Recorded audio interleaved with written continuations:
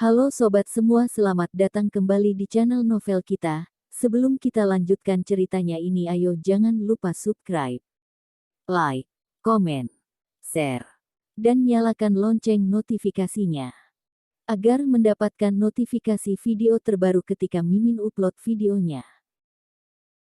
Dr. Stranger Thomas Kin, bab 619 kamu belum mati. Kedua satpam saling menatap, lalu mengangguk, mengeluarkan protofon untuk menyampaikan kabar, beberapa detik kemudian baru berkata. Tuan, silahkan masuk. Satpam membawa Thomas tiba di depan manor, baru tiba di sana, langsung terdengar alunan musik yang sangat keras, seperti alunan musik di dalam bar. Ekspresi wajah Thomas menjadi berat, berjalan masuk dengan hati yang sabar. Ruangan yang tadinya penuh dengan nuansa klasik, kini telah berubah total. Kolam kecil diubah menjadi kolam renang, di mana-mana terlihat balon, kue, pengeras suara, dan meja makan. Itu adalah sebuah pesta kolam renang. Tidak sedikit perempuan cantik berjalan ke sana kemari, dengan tangan memegang bir maupun kue, bahkan ada sebagian gadis yang melirik Thomas di saat melewatinya. Di sebuah kursi santai samping kolam, terlihat seorang pemuda sedang berjemur sambil memakai kacamata hitam. Dia dikelilingi oleh beberapa perempuan cantik yang memegang buah dan minuman sambil melayaninya, sesekali menyenggolnya dengan badan sendiri. Thomas melangkah ke depan, melihat anak muda berambut pirang di depan mata, tertawa dingin berkata. Kamu yang bernama Rian Su kan? Jika disesuaikan dengan silsilah keluarga, Rian Su memiliki derajat lebih dari Thomas, dia adalah anak paling muda dalam generasi kedua keluarga Su, dulunya Thomas seringkali memanggil dia paman. Tetapi usianya masih sangat muda. Hanya sekitar 30-an tahun. Lebih tua beberapa tahun saja dari Thomas, dia termasuk anak yang paling santai dalam keluarga Su, tidak memiliki kemampuan apa-apa, hanya pandai bermain dan menghamburkan uang keluarga. Rian melepaskan kacamata yang dipakai, kedua mata langsung melotot saat melihat Thomas Kin di sana. Kamu belum mati. Setelah Eric Su mati, dia menjadi generasi penerus keluarga yang paling berkuasa, kelak mungkin saja menjadi pemegang kekuasaan dalam keluarga Su. Dan kini, situasi kota Donghai sudah kembali seperti sedia kala, keluarga Su akan segera pulih dan berjaya kembali, kelak dialah penguasa di seisi kota Donghai. Atas dasar apa, seorang keturunan busuk keluarga Qin tinggal di manor mewah miliknya. Oleh karena itu, begitu kabar kematian Thomas terdengar, Rian segera menguasai sempat itu, siang malam meneguk bir hingga mabuk berat, sungguh menikmati hidup yang indah.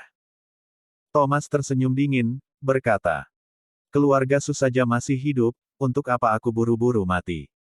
Selesai berkata, Thomas pun menepuk pundak Rian Su dengan perlahan. Telapak tangan mendarat di pundak itu, terlihat sangat pelan, namun saat kelima jari tangan bertenaga, Rian langsung menjerit keras. Rasa sakit pada pundak membuatnya sangat tersiksa, sekujur tubuh mulai bercucuran keringat, para perempuan yang menemaninya dari samping ketakutan hingga tidak berani bergerak. Pergi semuanya. Begitu suara dingin Thomas terdengar, mereka pun berlari berhamburan. Dalam sekejap mata, hanya tersisa Rian Su di sana. Rian Su berteriak keras. Pengawal. Apakah kalian sudah mati? 4 pengawal berlari menghampiri, menodongkan tongkat listrik ke arah Thomas, terlihat Thomas mengeluarkan beberapa buah jarum dari dalam saku, dan melemparnya secara sembarang. Beberapa pengawal itu langsung terjatuh ke lantai, sama sekali tidak berkutik, bagai tertembak peluru. Melihat kejadian itu, Rian benar-benar tercengang, sebenarnya apa yang terjadi dengan anak muda bermarga Qin ini? Bukankah katanya dia hanya seorang dokter? Bagaimana mungkin ada dokter sehebat itu? Bahkan jarum pun bisa dijadikan senjata. Melukai orang melalui jalur udara. Melihat ekspresi ketakutan pada wajah Rian Su, Thomas Kin tersenyum datar. Tertarik dengan jarumku? Baiklah, aku bisa membuatmu ikut merasakannya. Selesai berkata, Thomas Kin mengeluarkan 2 buah jarum lagi, pergelangan tangan menekuk, langsung menancap ke dalam 2 kakinya. Dr. Stranger Thomas Kin, bab 620 mengemis. Sebelumnya tekanan dari telapak tangan Thomas sudah sangat membuatnya kesakitan, membuatnya mengira itulah kesakitan terbesar di dunia. Tetapi saat 2 jarum Thomas menancap ke dalam lututnya, barulah Rian tahu arti sakit yang sebenarnya. Rasa sakit yang menusuk itu membuatnya tidak mampu menahan, sekujur tubuh mengejang, berkali-kali kehilangan kesadaran, namun karena sakit yang terlalu mencekam, dia kembali tersadar.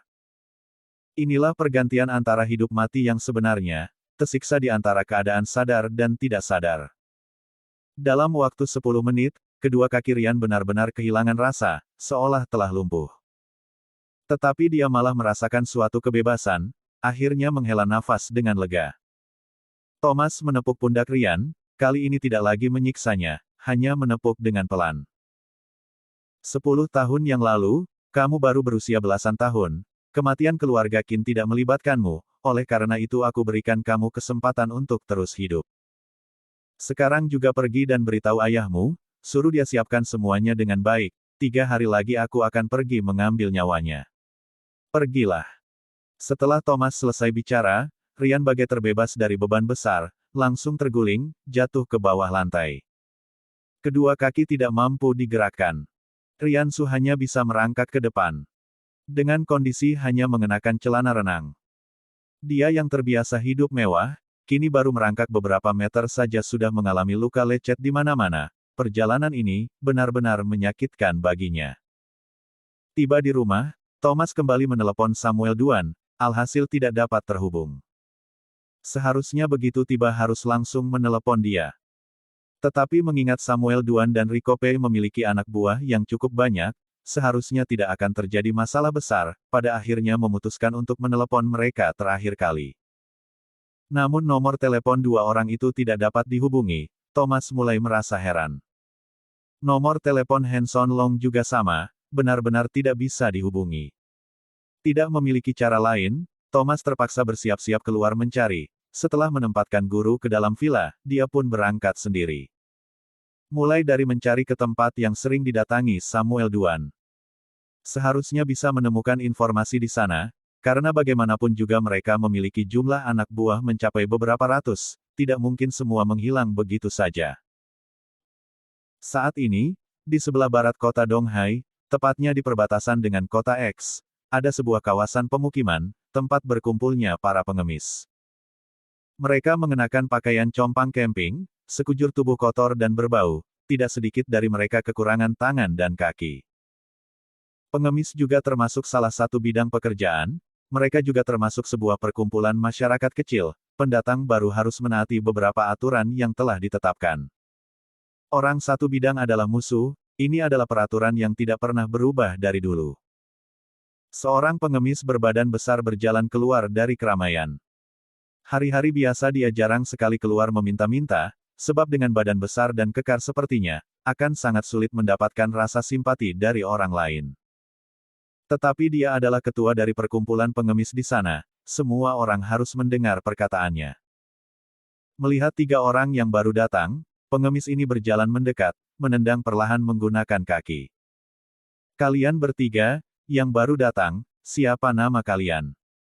Salah satu orang mengangkat kepala melihatnya, terlintas hawa-hawa mematikan dalam kedua mata, namun tetap berusaha menahannya. Namaku Hanson Long. Benar sekali, 3 pengemis yang baru bergabung itu adalah Hanson Long, Samuel Duan dan Rico Pei. Semenjak kejadian di kota X saat itu, mereka berdua terjebak, ditindas habis-habisan oleh kekuatan yang baru datang ke kota X.